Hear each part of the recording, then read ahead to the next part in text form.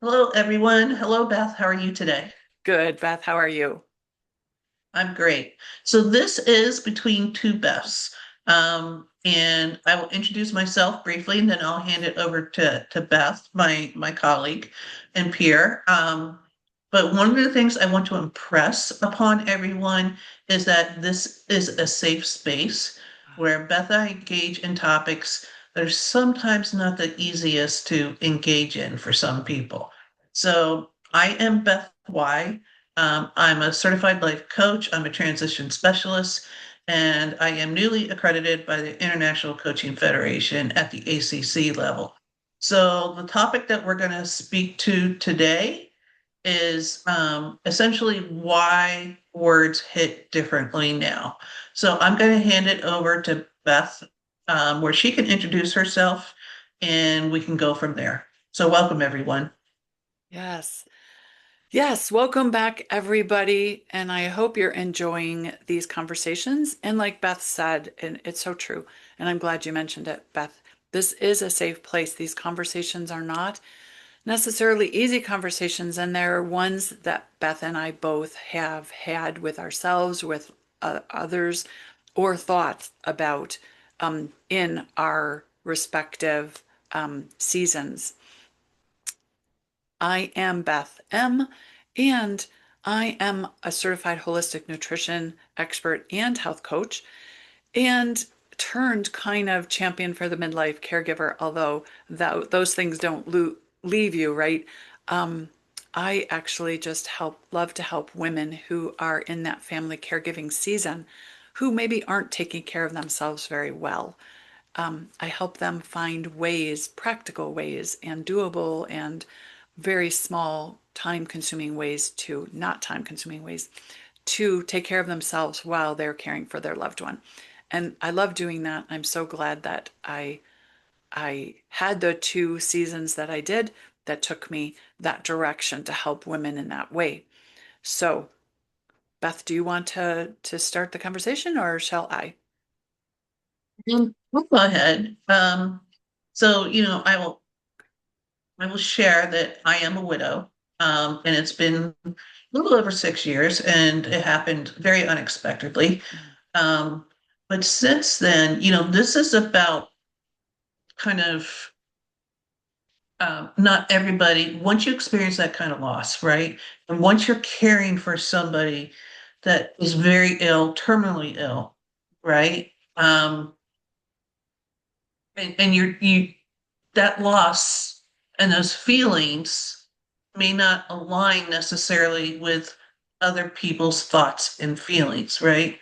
And so I kind of call it not everyone speaks our language, right? When you're at this phase in your life, right? And I call it that, we are caterpillars, Okay. right? Yeah. Not butterflies, and we speak caterpillar language.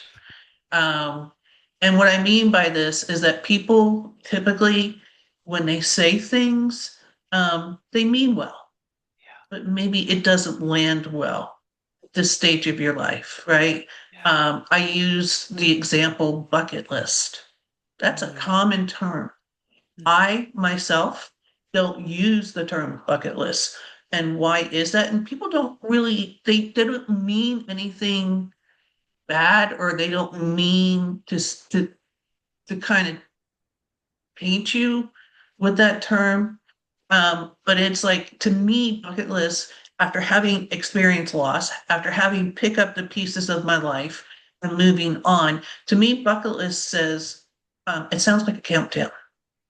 And for those of us that have lost a partner or caring for someone near end of life, or anticipatory grief, it sounds daunting, Yeah. right? Yeah. Bucket list has a negative connotation for me, even foreboding. I prefer the term life list, Yeah. right? That sounds hopeful. That's about nudging toward what's still possible and what's still worth dreaming about. So, what are your thoughts on that, Beth? Well, yeah, it's so true that in these seasons that we're speaking a different language. And I love your example of bucket list because I have a feeling that probably would have a very similar feel to the caregiver because it's almost like your life's on hold for caregiving. And that's one of the things we work on because our lives aren't on hold and can't be, but it kind of gives you that feeling, right? Other people are traveling and doing all these grand things that are on this bucket list, right? But our life list at this point when we're caregiving is about our loved one, and yet we have to still live our lives. I think you hit on something really important. And for the caregiver, I think there's two major areas, and I can touch on only one right now, and that's fine. But uh, when people say, let me know what I can do, or give me a call if you need something, to the caregiver, that language says, you've just given me a new job. You've just given me something else to plan, to delegate, because now all the work is on my shoulders. So for the caregiver, that language difference coming from a person who really wants to help could sound a little more like, I have availability on Friday from 1 to 3. I'd love to come and sit with your mom if you need to go take a walk or make an appointment or anything. That specificness of that offer means that that caregiver knows when she has some time free. She can make any plan. She could just call someone for a coffee or go out and take a walk, go to the mall and walk, right? Just to get away. Or I can bring dinner Thursday night for your family. Does that work? It doesn't mean she doesn't have to think about how to make that happen. All she has to do is make sure she doesn't make dinner for Thursday night. And I think that language lands differently because it lands like another job that she doesn't have time for. The caregiver needs ease in offers. She doesn't need complication. And and yeah, that's kind of where one of the ways that words land differently, for the caregiver in that particular situation. Yeah, that's interesting, and very insightful. I will use, from my own experience Yeah. that I've had people say to me, um, and again, their intentions are good, but it doesn't always land. So it's been, let's say, for example, it's been 2 years. It's time for you to start dating again, right? And that one gave me pause, right? Because for me, one, everybody's timeline is unique, right? Absolutely. Absolutely. And for me, my husband passed away on my birthday. A couple weeks later, it was Thanksgiving in the US, then Christmas, and then COVID hit, right? That's So the dynamics of my timeline are much different than other people's, right? Because for 2 years, I mean, when COVID hit, we were all essentially on lockdown.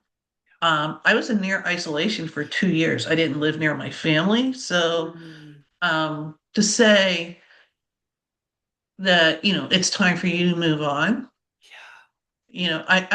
I jokingly tell people sometimes that, so it's been 6 years since my husband passed away. But I kind of feel like, all right, those first 2 years, they don't really count Yeah. Yeah. because of where I was. So I jokingly say, I'll split the difference and call it 5 years because of COVID, right? But I guess the point being is that, um, these suggestions, things like you should go out more, it's time to move on, and maybe it's time for a fresh start. Um, you know, they're all with good intention, but they're not speaking my language, to go back to kind of like the focus of the topic here. Yeah. And like I said, there's no harm or ill intent behind the words, they just don't land. That's right. Um, and I think, when I think about how we move forward, right? It's important to honor ourselves, Yeah. most importantly, and also consider the impacts of trying to please everyone. maybe fearing change, Hmm. um, hiding your true self, Yeah. Yeah. and doubting your worth. So as we're starting to conclude time here, Yeah. I will hand it back over to you, Beth, to try and get some of your thoughts and insights before we kind of sign off and close out this session. Yeah. Those are great, Beth. And they kind of spoke to me as a caregiver in the past because of that. When there's someone trying to encourage you, right? They mean well. When encouragement ignores logistics or practicality, it often sounds like judgment. Can land like judgment. And for the caregiver as well, just take a break. You need to drink more water. You need to get out. I mean, absolutely. No caregiver is going to disagree with that, but they're saying, how would you like me to do that?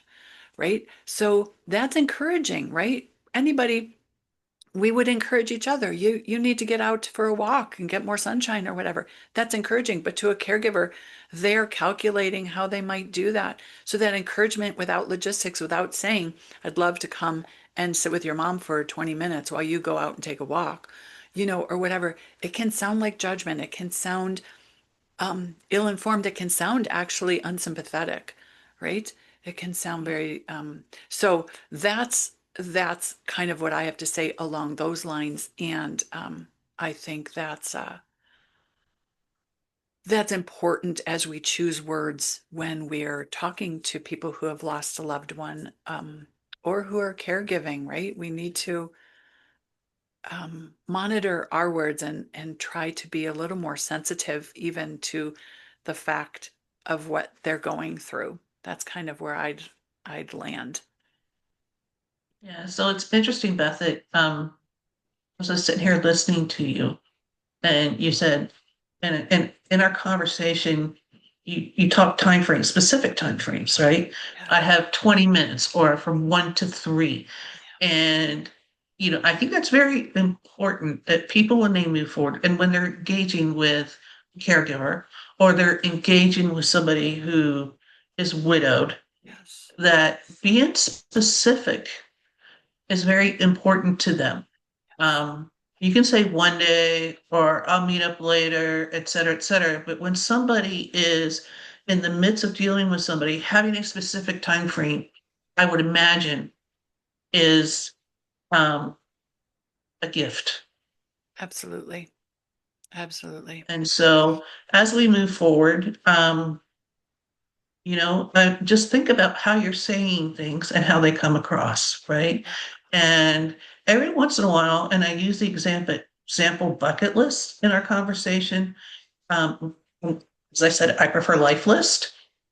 Sometimes reframing how you say things and engage is probably the biggest gift of all. yeah. So with that, I'm gonna say I will see you next time on our Two Beths episodes. And Beth, what do you have? Just a goodbye or a last thought? Just a goodbye.